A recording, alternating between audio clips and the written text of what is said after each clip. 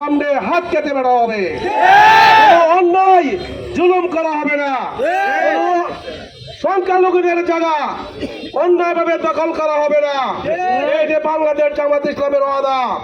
প্রিয় দেশবাসী, সামনে যে জাতীয় নির্বাচন আসবে, এই সাথে জাতীয় নির্বাচনে বাংলাদেশ জামাত ইসলামীর পক্ষ থেকে কিশোরগঞ্জ জেলার নায়েবে আমির, বাংলাদেশ কিশোরগঞ্জ জেলার আমির, বাংলাদেশ জামাত ইসলামীর কেন্দ্রীয় মজলিসে শুরার সদস্য বাজিতপুর নিকলি থেকে জাতীয় সংসদ নির্বাচন করার জন্য ইতিপূর্বে অধ্যাপক জনাব রমজান আলী ভাইকে নির্বাচিত করেছেন।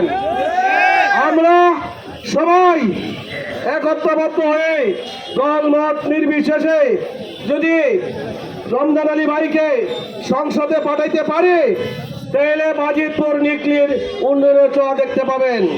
কোন নদী, খাল, বিল, জলমহল কোনো কিছুই দখল হবে না।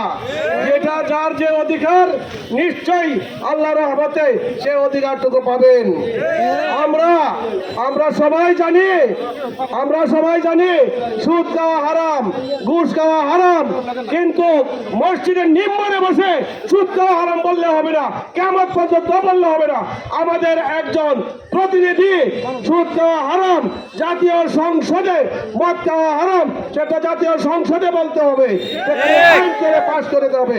যদি বাংলাদেশ জামাত ইসলামী সংসদে গঠন করতে পারে, ইনশাল্লাহ বাংলাদেশ থেকে সুদ, ঘুষ, জুয়া, মাদক সবগুলি মুক্ত হবে। একটি সুবৃন্দ বাংলাদেশ করতে হবে। প্রিয় দেশবাসী, আমি আমার কথা এখানে শেষ করলাম। আসসালামু আলাইকুম রহমতুল্লাহ। সম্মানিত উপস্থিতি, আমাদের হাতে অনেকের হাতে জাতীয় পতাকা আছে।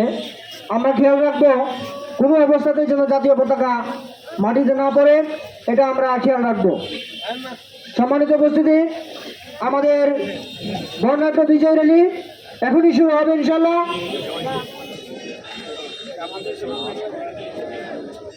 সম্মানিত উপস্থিতি,